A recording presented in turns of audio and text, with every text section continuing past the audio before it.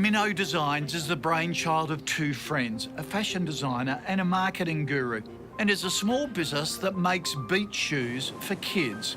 The shoes are designed to protect the feet of toddlers against hot sand, shells and rocks while they explore sand and sea. With 3 years of steady growth behind them, the founders have their sights set on the huge China market. So we sent in Livia Wang to give her tips. Hello. Hi, Olivia. Nice How are to you? meet you. Nice to meet you. Nice to meet you. So these are the booties for tiny little feet. They're made out of neoprene, so really soft and pliable. You can bend them. So we've designed these especially for toddlers. We have an e-commerce arm and a wholesale arm, both of which are doing quite well. We've got a pretty solid business in Australia, and now we're looking to expand. So great story. When you're talking about expansion, what are you thinking? What's the plan for your expansion? But we're kind of still feeling the market, and we keep thinking China because it's the fastest growing economy in the world. Our first question is there even a market for Australian apparel? And how do we get there, like logistically? We always like to remind the client to think twice before we actually get into this market, because there could be a potential, it could be an energy taking, it could be an opportunity cost if there is not market for a lot of business over there. So first of all, for example, have you registered your IP before you get into Chinese market? We're in the process of doing that now. Oh, that's fantastic. And how do you think the best way to evaluate the market size? Probably what we need to do is understand what other labels, what other Australian apparel labels are in the market, how they're performing, what the drivers of growth are. Chinese market think Australia is the number 4 preferable country for them to buy the brand from. So first of all, congratulations, we are in the front runners country. I know that from my own research that there's lots of kind of e-commerce platforms available to us. Can you please name a few? Oh, so I know that there's, Tmall and VIP.com are big ones for more high-end labels, and a multitude of other platforms. We don't even know where to begin. Tmall is a very difficult platform to get into.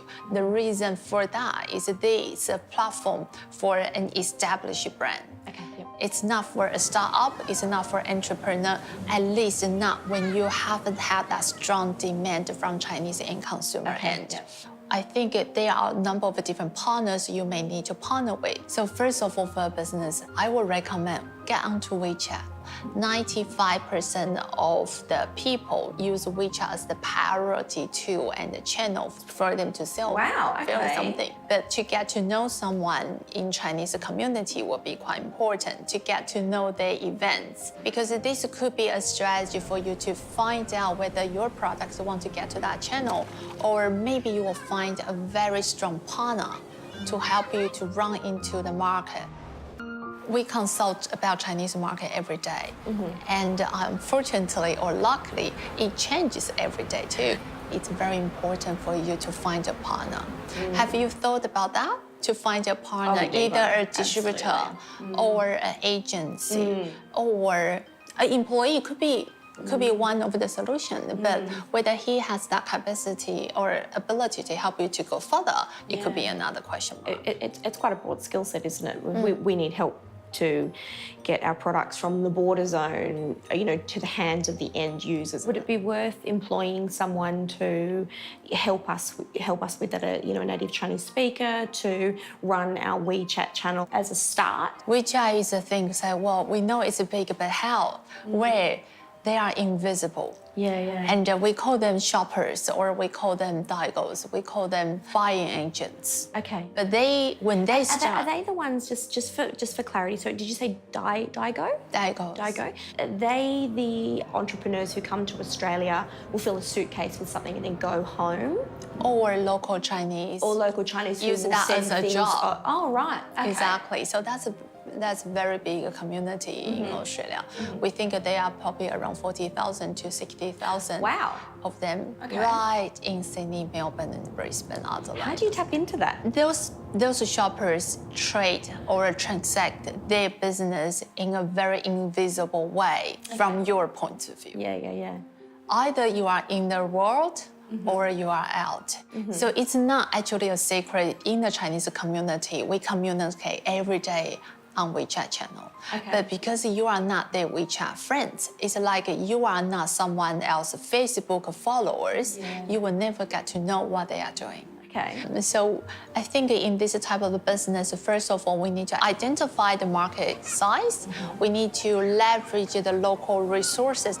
Then we identify who could be your potential partners, like Australia Post. But fundamentally, make sure we registered the IP before we're doing anything. Yeah, great. Thank you. That makes things so much clearer. Oh, my pleasure. Thank you so much.